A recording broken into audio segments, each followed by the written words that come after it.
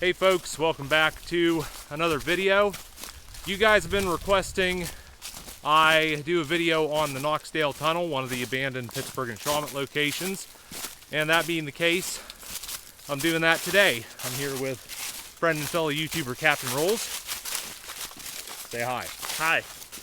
And Forgot my hat for this, but don't forget, it's too hot. yeah, we're on our way back to the tunnel here, walking back the old rail bed, and it should be coming up here pretty shortly. Just up here around this turn, you might be able to see it through the brush there. Basically a big hole in the ground. And there it is. It's where the chupacabra calls his den. So, yeah, and we're approaching this from the northern end. And the southern end is blocked off, right? Nope, we can still get to that. Oh, okay. So yeah, this is it. North end of Knoxdale Tunnel. You can see here's a barrier that used to be sitting in the front, but it's been moved out of the way and the fence has been ripped down, probably because people ride ATVs through here. So I'm not exactly sure how much I'm going to be able to film, being it's going to get dark as we get closer to the middle here. But you can see the other end down there. This tunnel, I think, is about 900 feet long, and it curves there at the one end. What's that hanging down at the other end? That'd be part of the roof. Oh, jeez. But, yeah.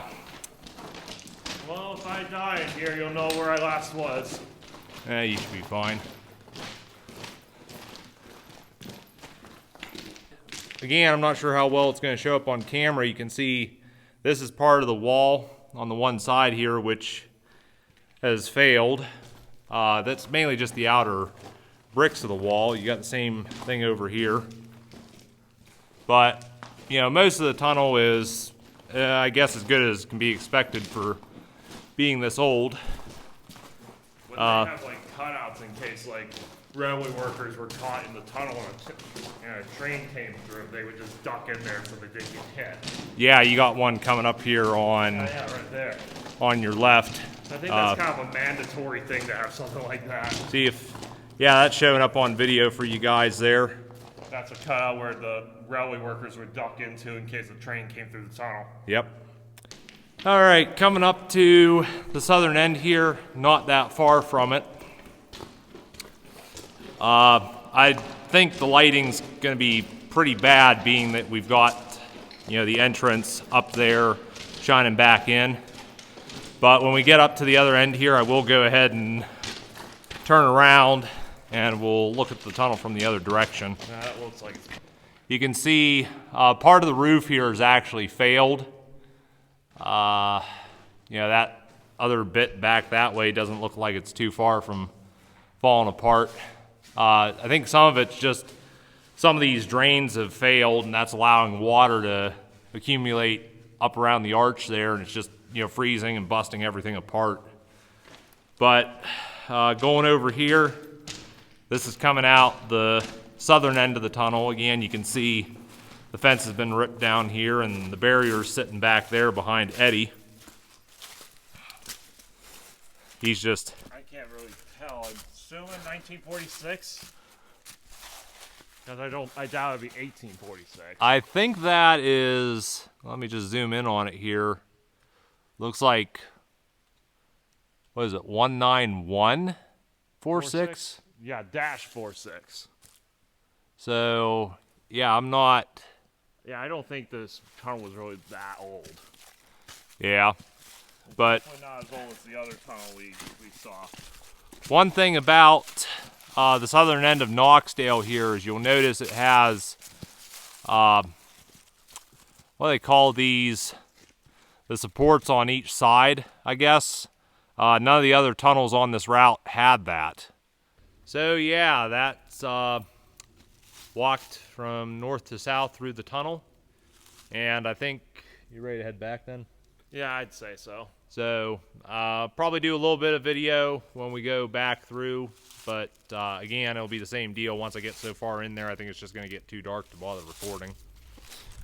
And as you can tell, this is sort of a hangout spot as well. There's various graffiti on the wall.